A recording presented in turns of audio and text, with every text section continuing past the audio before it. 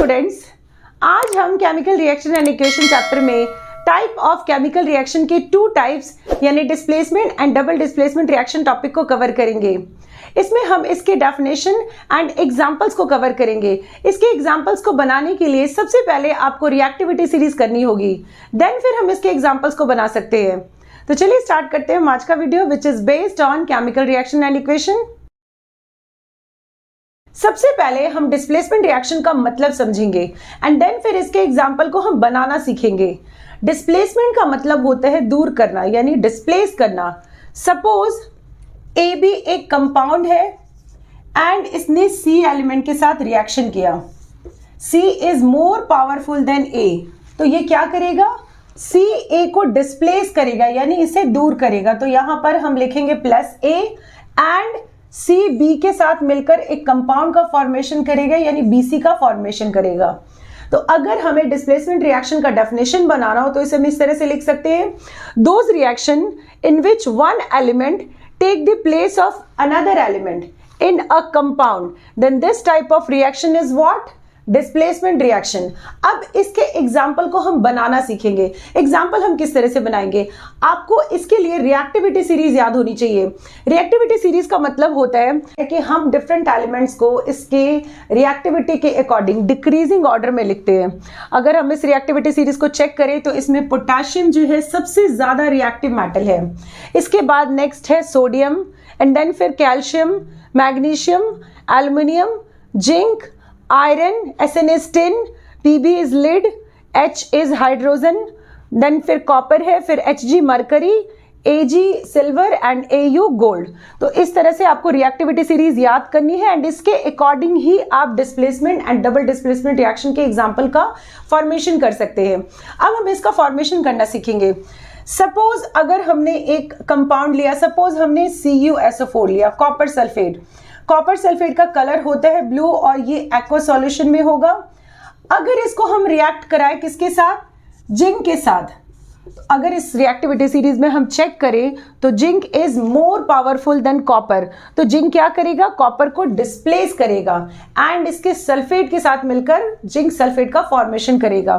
तो इसमें हम क्या करेंगे? इसके अकॉर्डिंग हम इसको करेंगे तो जिंक सल्फेट के साथ मिलकर क्या फॉर्म करेगा? ZnSO4 का फॉर्मेशन करेगा, प्लस ये कॉपर को डिस्प्लेस करेगा यानी इसे हटा देगा। तो this is displacement, example of displacement reaction.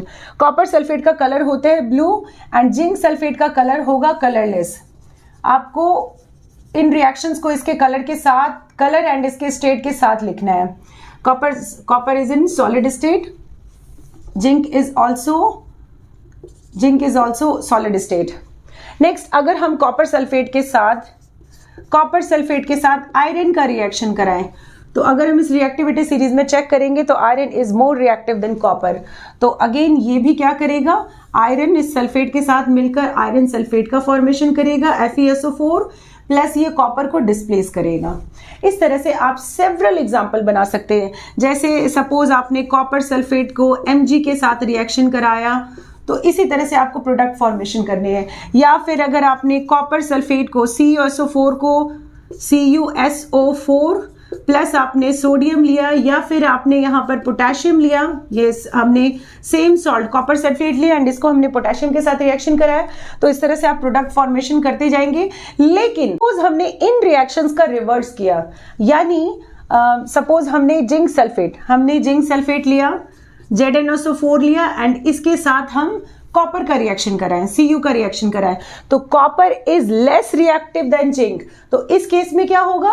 इस केस में कॉपर जिंक को डिस्प्लेस नहीं कर पाएगा, यानी इस रिएक्शन में अगर हम प्रोडक्ट फॉर्मेशन करें तो यहां पर हम लिखेंगे नो रिएक्शन। ये रिएक्शन पॉसिबल ही नहीं है क्योंकि कॉपर लेस रिएक्टिव देन है जिंक, तो copper does not displaces zinc from their sulphate. तो आपको इस चीज का ध्यान रखना है।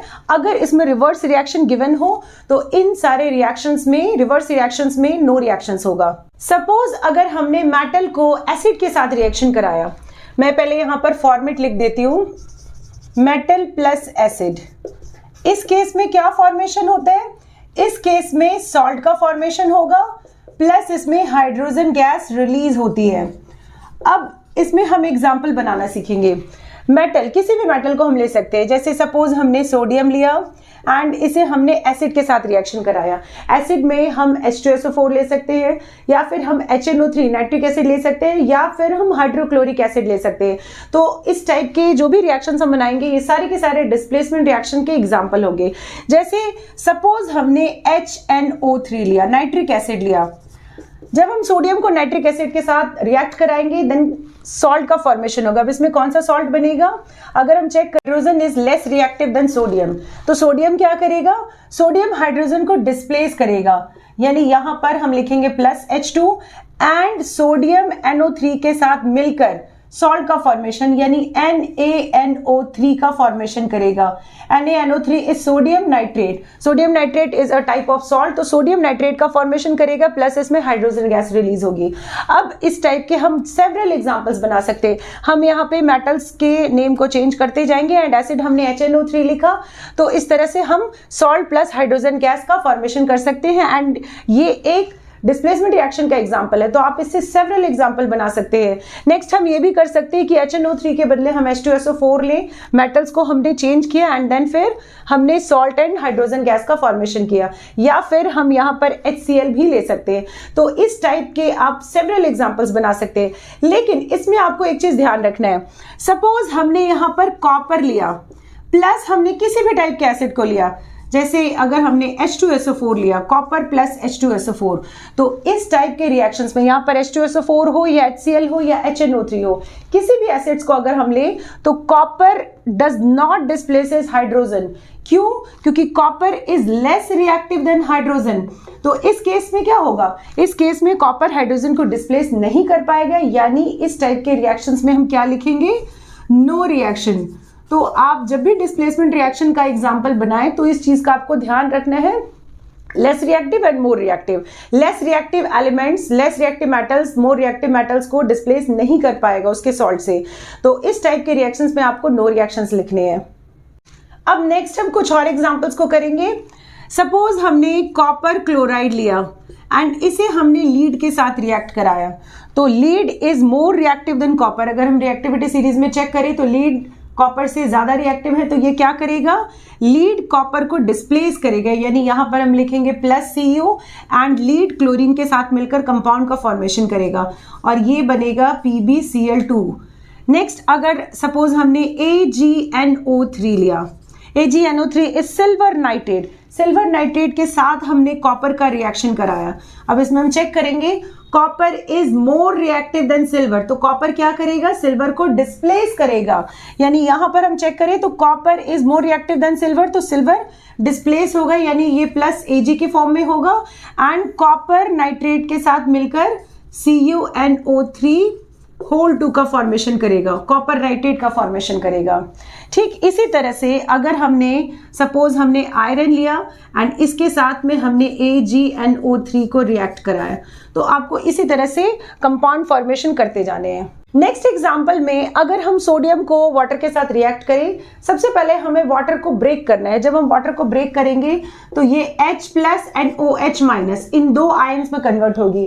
तो इस केस में सोडियम के ऊपर चार्ज क्या होता है? सोडियम के ऊपर चार्ज होता है प्लस, Na के ऊपर चार्ज होता है प्लस, तो ये प्लस आयन इस माइनस आयन के साथ कंबाइन होगा एंड इस केस में Na जब OH के साथ रिएक्ट करेगा तो फॉर्मेशन करेगा ये NaOH, यानी सोडियम हाइड्रोक्साइड का फॉर्मेशन करेगा, प्लस इसमें H यानी हाइड्रोजन, हाइड्रोजन डिस्प्लेस होगा एंड हाइड्रोजन मॉलिक्यूल्स के फॉर्म में H2 के फॉर्म में रिलीज होगा। तो ये भी एक डिस्प्लेसमेंट रिएक्शन का एग्जांपल है।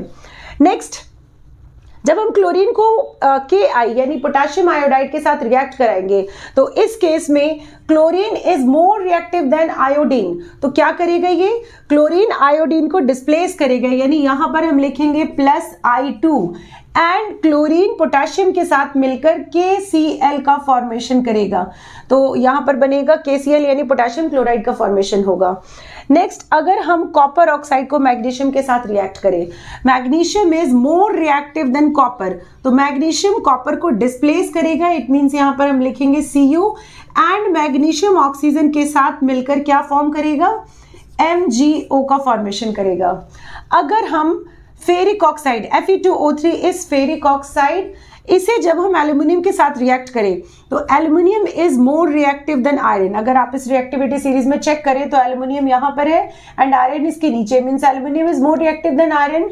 तो क्या करेगा, एल्यूमिनियम आयरन को डिस्प्लेस करेगा, मीन्स यहाँ पर हम लिखेंगे Fe एंड एल्यूमिनियम ऑक्सीजन के साथ मिलकर एल्यूमिनियम ऑक्साइड यानी Al2O3 का फॉर्मेशन करेगा।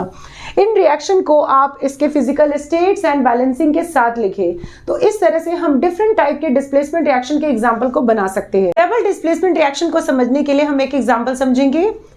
सपोज AB एक कंपाउंड है एंड इसने CD के साथ रिएक्शन किया।